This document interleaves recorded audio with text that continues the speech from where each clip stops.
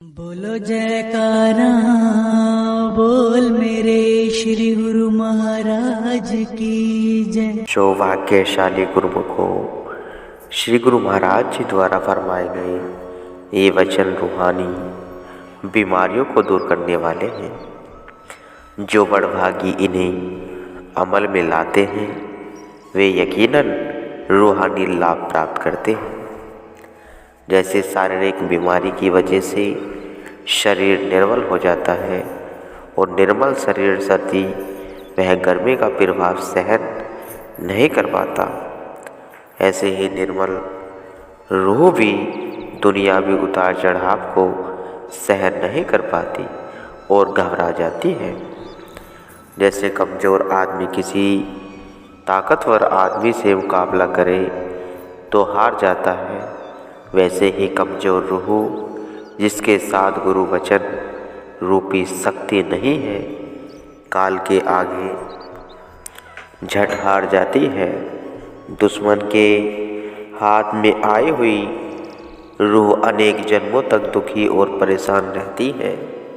यह कोई मामूली हार नहीं जिसे नज़रअंदाज किया जा सके। रूहानी लाभ व हानि को समझने के लिए ही संत सतपुरुष धराधाम पर अवतरित होते हैं।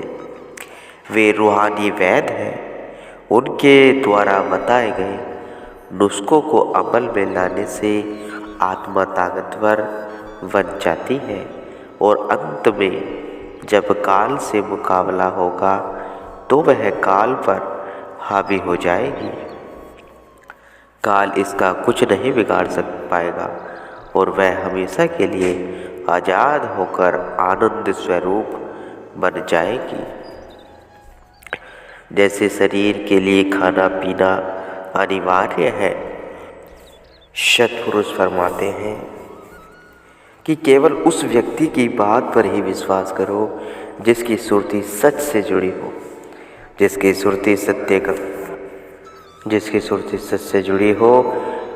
सुरती सत्य का अनुसरण नहीं करती, उसमें स्वार्थ व खुद गर्जी की ओट मिल जाती है।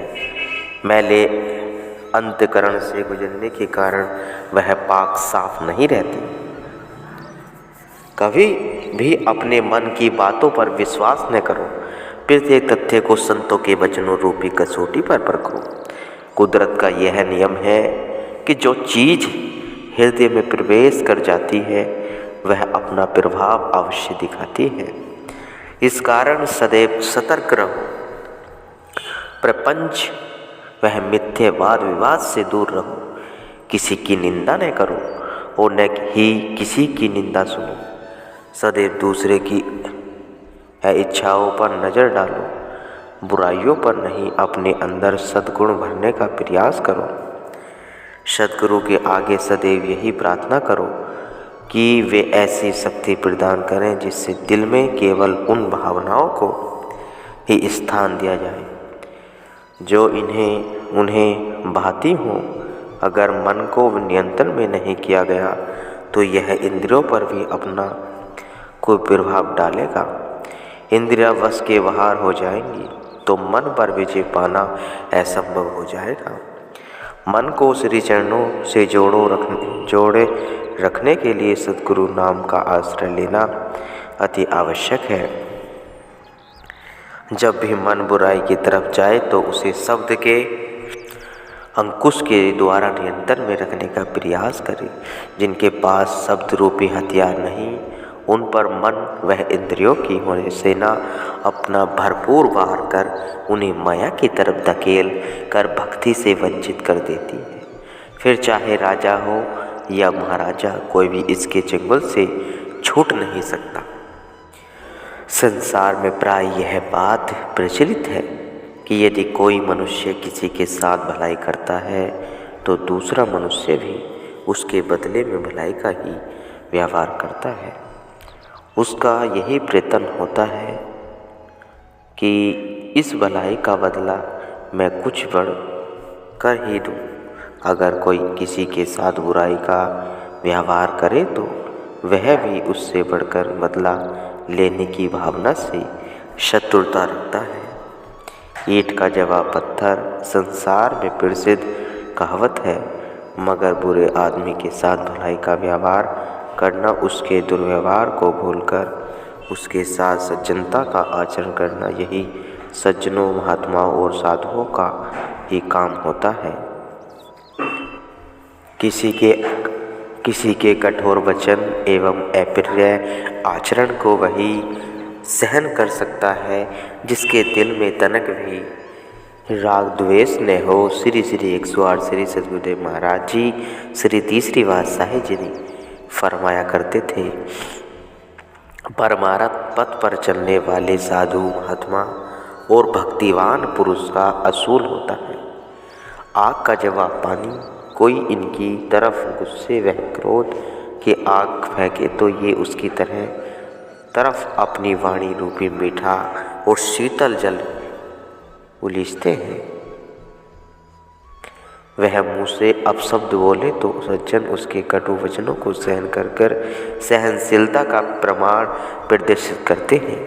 ऐसे कई प्रमाण साधु, महात्माओं व भक्तों के इतिहास के पृष्ठों में पढ़ने सुनने को मिलते हैं। यहाँ हम भगवान विष्णु की सहनशीलता व दीनता का प्रमाण आपके समक्ष प्रस्तुत करते हैं, जिनके लिए यह प्रसिद्धि में है। जब परमपिता परमात्मा ने सृष्टि की रचना की, तब संपूर्ण ब्रह्मांड के कार्य संचालन हेतु 3 देवताओं का निर्धारित किया। ब्रह्मा जी को उत्पत्ति करने का काम सौंपा, भगवान विष्णु को पालन पोषण तथा शिव जी को संहार करने का कार्य सौंपा गया। तभी से ये तीनों देव ब्रह्मा विष्णु महेश अपना अपना कर्तव्य समझ कार्य करते चले आ रहे हैं। जिसको कहाँ जन्म देना है, यह सोचना ब्रह्मा जी का काम है। प्राध्य के अनुसार प्रत्येक जीव को भोजन पहुँचाना भगवान विष्णु का कार्य है, एवं किस की कब और किस तरह तौर तरीके से मृत्यु होनी है, यह अधिकार शिव जी के हाथ में है। जिस समय सृष्टि की रचना हुई थी, उस समय प्रारंभ में यह कहना कठिन था कि इन त्रिदेवों में कौन आग्रह बड़ा है। उस समय यही समस्या सबके समक्ष थी। कहा जाता है कि इस बात का निर्णय करने के लिए ऋषि मुनियों व महापुरुषों की एक महासभा आयोजित की गई। उस समय सभा में किसी एक ने अपने विचार प्रकट किए कि मेरे विचार अनुसार इन त्रैदेवों में से पैदा करने वाले ब्रह्मा जी बड़े हैं। तब इस पर किसी अन्य ने अपनी अभिव्यक्ति दी, जीवों का संहार करने वाले शिव जी को ही बड़ा समझना चाहिए। तथा कोई कहने लगा कि जो जीव मात्र का भरण पोषण करते हैं वही विष्णु बड़े हैं। उस समय उस सभा में जितने मुँह उतनी बातें वाली उक्तित अक्षरश सत्य चरित्रार्थ हो रही थी। अत्यधिक वाद विवाद तो हुआ, परंतु फिर भी इस विशेष समस्या का समाधान न हो सका। इनमें से कौन बड़ा है, अत्यधिक विचार विमर्श करने के उपरांत महर्षि भृगु जी को इस कार्य के लिए नियुक्त किया गया कि आप ही इस जटिल समस्या को सुलझावें। स्मरण रहे कि यह महर्षि भृगु जी वही हैं जिन्होंने ज्योतिष विद्या के प्रसिद्ध ग्रंथ भृगु साहित्य की रचना की है। तब उनके सबके कहने पर भृगु ऋषि जी ने अपने मन में प्रथम इन तीनों देवताओं के शील स्वभाव की परीक्षा लेने का विचार किया। ऐसा विचार का महर्षि भृगु जी सर्वप्रथम ब्रह्मलोक में गए। वहाँ पहुँचते ही शोर मचाने लगे, अरे बूढ़े, मालूम होता है तुम्हारा मस्तिष्क संतुलन विकृत हो गया। जो वहीं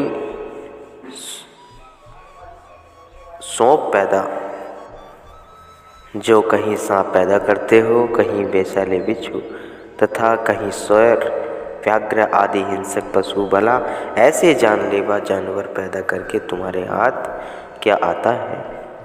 ब्रह्मा जी यह सुनकर रोष में भर गए और बोले, देखो भृगु, तुम ब्राह्मण हो, इसी नाते मैं चुप हूँ, अन्यथा तुम्हारे द्वारा कहे जाने वाले इतने कटु वचनों के प्रति रूप में मैं तुम्हें इसी समय अभिशाप देकर भस्म कर देता।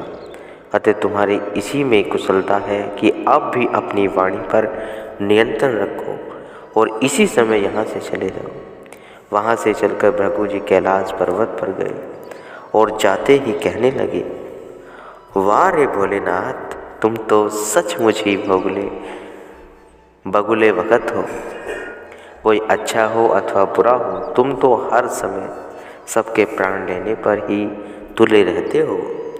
जीव मात्र के प्राण हर लेने के बाद में नेत्र मूंद कर इस प्रकार बैठ जाते हो मानो तुमने कुछ किया ही न हो। जैसे सुनते थे वैसा प्रतिषेध ही देख लिया। भृगु जी की यह बात सुनकर त्रिपुरारी शिव जी आग बबूले हो गए और त्रिशूल संभालते हुए बोले, महर्षि भृगु, तुम्हें क्या हो रह गया है जो बोलने तक भी सभ्यता नहीं रही? यहाँ से शीघ्र ही भाग जाओ, नहीं तो मैं अपने त्रिशूल से अभी तुझे मार दूंगा। शिव जी के इस प्रकार उग्र बातें सुनकर भृगु जी वहाँ से चल दिए और अब क्षीर सागर की ओर कदम बढ़ाने लगे, जहाँ भगवान विष्णु जी शेषय्या पर विश्राम कर रहे थे और श्री लक्ष्मी जी उनके चरण सेवा कर रही थी। भृगु जी ने वहाँ जाकर द्वारपालों से पूछा, विष्णु जी कहाँ हैं? द्वारपालों ने उत्तर दिया कि वे इस समय आराम कर रहे हैं, इसलिए आप अंदर नहीं जा सकते। परंतु भृगु जी ने उनके कथन भी कुछ परवाह न की और भीतर चले गए। अंदर प्रवेश करते आप देखा न ताप देखा, भगवान विष्णु जी के वक्ष स्थल पर लात का प्रहार कर कृत्रिम क्रोध बरसाते हुए कहने लगे, तुम्हारे घर एक ब्राह्मण आया है और तुम निश्चिंत हो यहाँ सोए पड़े हो, तुम्हें तो अतिथि सत्कार करना भी नहीं आता। यह सुनते ही भगवान विष्णु सैया पर से उठे खड़े हो और महर्षि जी के चरण पकड़ दबाते हुए कहने लगे, महर्षि जी, मेरे अहोभाग्य की आपने कृपा कर आज दर्शन दिए। मैं अपने इस अपराध की आपसे क्षमा चाहता हूँ कि जब आप इस भवन में आए तो उस समय मैं सो रहा था। पुनः नम्रता से आप लपित शब्दों में कहने लगे, मेरी छाती ब्रज के समान कठोर है और आपके चरण अधिक कोमल हैं। कहीं मेरी छाती पर प्रहार करने से आपके चरण में चोट तो नहीं आई? महर्षि जी, मुझे क्षमा कर दीजिए। भगवान विष्णु की इस प्रकार के नम्रता, दीनता, सहनशीलता को देखकर महर्षि भृगु जी अति प्रसन्न हुए और भगवान से कहने लगे, हे लक्ष्मीपति, यदि आप चाहते तो मुझे कड़े से कड़क दंड भी दे सकते थे, परंतु उसकी अपेक्षा आपने मेरे साथ नम्रता से कैसा सुंदर व्यवहार किया। धन्य है आपकी महानता, धन्य दीनता का उच्चादर्श, आपकी तुलना में त्रिलोकी में कोई नहीं है। इसके पश्चात प्रसन्नचित हो महर्षि भृगु जी वहाँ से विदा होकर ऋषि मुनियों की उस महासभा में पहुँचे और भगवान विष्णु की महानता की भूरी प्रशंसा करने लगे। तब सबने एक स्वर में पूछा कि आपने उनमें ऐसा कौन सा महान गुण देखा? तब भृगु जी ने समस्त वृत्तांत अक्षरश कह सुनाया, जिसे सुनकर सबने मुक्त हृदय से यह स्वीकृत किया कि वस्तुतः ही इन तीनों देवताओं के अर्थात ब्रह्मा विष्णु महेश में से भगवान विष्णु जी का पद ही सबसे ऊंचा है, वह श्रेष्ठ है। संत सत्पुरुषों की वाणियाँ इसी प्रस्ताव को स्वीकार कर कथन करती हैं, आपश कहू जो जाड़े नीचा, सो हो गनिए सब तय ऊंचा। संत पुरुषों की वाणियाँ नम्रता वह दीनता का पाठ ही पढ़ाती हैं। दीनता वह नम्रता के भीतर स्वयं भगवान विराजमान है। जो भाग्यशाली जीव अपने हृदय में नम्रता वह दीनता को भर लेते हैं, आत्मा का सत्कार कर लेने में कोई भी मानसिक शत्रु उनके आड़े नहीं आता। संत सत्पुरुषों की दृष्टि में वही जन महान, वह ऊंचा और ऐसा व्यक्ति ही अपने जीवन में महानता धारण कर सकता है।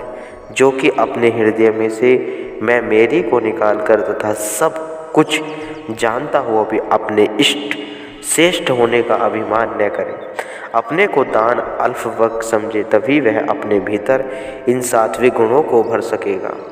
जिन्होंने भी अपने दर्ज वह खुद ही को मिटाकर अपना जीवन नर्मता से भर लिया है और क्षमा वह दया इत्यादि गुणों को अपने हृदय में स्थान दिया है, उनका जीवन ही वास्तव में धन्य कहलाने के योग्य है। ये उत्तम लक्षण प्रभु भक्तों में ही पाए जाते हैं गुरुमुखों।